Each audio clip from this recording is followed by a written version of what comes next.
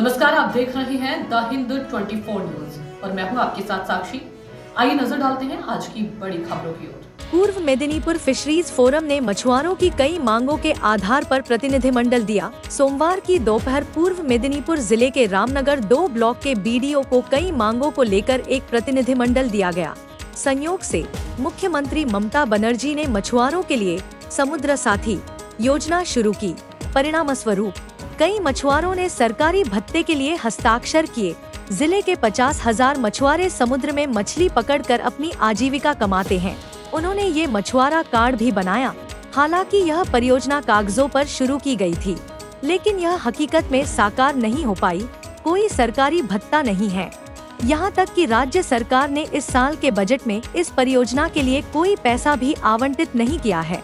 समुद्र में मछली पकड़ने पर प्रतिबंध की अवधि के दौरान देश के अन्य राज्यों में छोटी मछलियों को पकड़ने की अनुमति है, लेकिन इस राज्य में यह पूरी तरह से प्रतिबंधित है। साथ ही मछुआरों को सूखी मछली का उचित मूल्य भी नहीं मिल रहा है। इससे पूर्वी मेदिनीपुर जिले के मछुआरों को अत्यधिक समस्याओं का सामना करना पड़ रहा है। कुल 5 मांगों को लेकर रामनगर 2 प्रखंड के बीडीओ अखिल मंडल को ज्ञापन दिया गया। हालांकि बीडीओ ने इस मुद्दे पर उच्च अधिकारियों से चर्चा कर सौहार्दपूर्ण समाधान निकालने का आश्वासन दिया है। पूर्वी मेदिनीपुर डिस्ट्रिक्ट फिशरीज फोरम के संपादक देबाशीष श्यामल ने कहा, मैंने 5 सूत्री मांगों को लेकर बीडीओ को एक प्रतिनिधिमंडल दिया।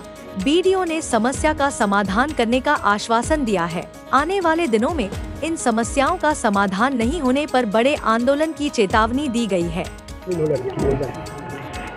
অবস্থান বিক্ষোভ আচরণে আমরা দীর্ঘদিন ধরে আন্দোলন করেছি। খড়ি জমি, খড়ি মৎস্যজীবী, বিশেষ করে চিরাচরিত মৎস্যজীবী, যেসব ক্ষুদ্র মৎস্যজীবী রয়েছে তাদের জীবন জীবিকা আজকে বিপন্ন।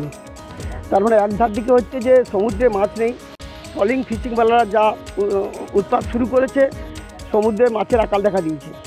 দ্বিতীয়ত বর্তমান বছর 2025 সালের কথা বলছি, আমরা যেটুকু মাছ পেয়েছি সেটুকু মাছের বাজার এখন পাইনি।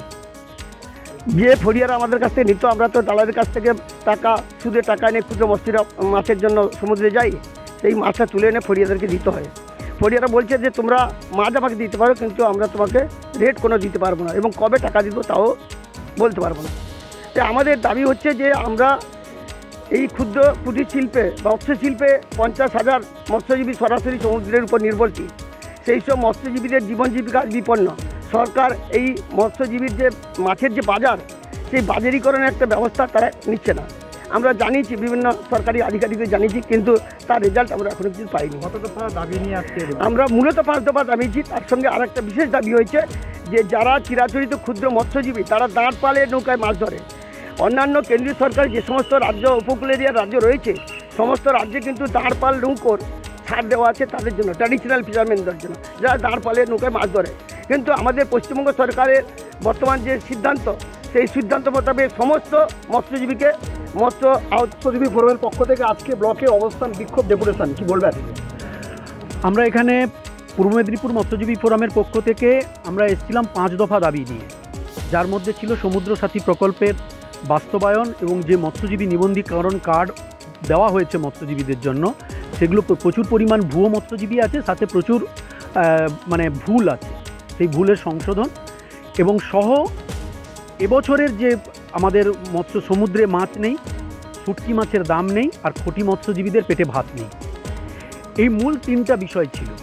তো আমরা এখানে এসে আমরা আজকে ডেপুটেশন দিলাম। আমাদের ডেপুটেশন দেওয়ার পরে উনি বিডিও সাহেব তিনি মানবিকভাবে এবং সমস্ত কথা, আমাদের যে দাবিগুলো ছিল সেই দাবিগুলো তিনি মনোযোগ সহকারে শুনেছেন।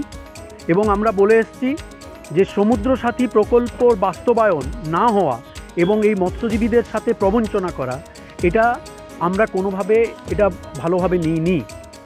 এবং সরকার এই 2024-এর যে বাজেট, সেই বাজেটে ঘোষণা করলো, অথচ সেই বাজেটে অর্থই বরাদ্দ করলো না। এইরকম প্রবঞ্চনা আমাদের রাজ্যের ইতিহাসে ঘটেছে বলে আমরা জানি না, এবং কেন হয়নি সেটা আজ পর্যন্ত জানানোর প্রয়োজন বোধ করেননি।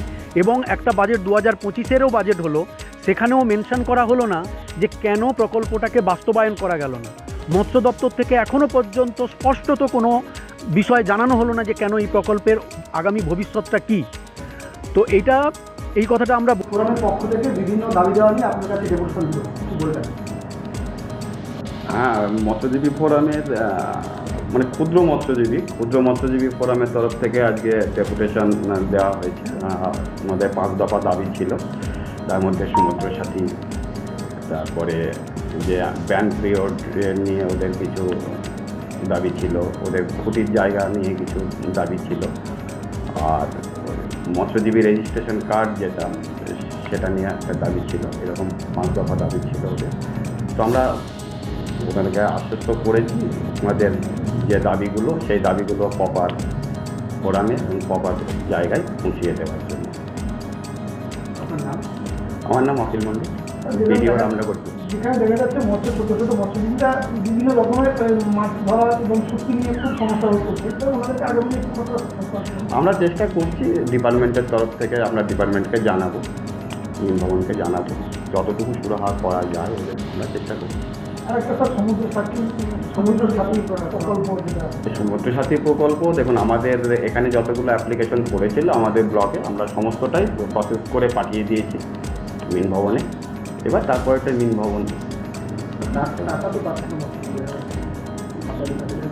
টাকা এখনো হয়তো পাইনি, এখন টাকা ছাড়বে। देखते रहिए द हिंद 24 न्यूज।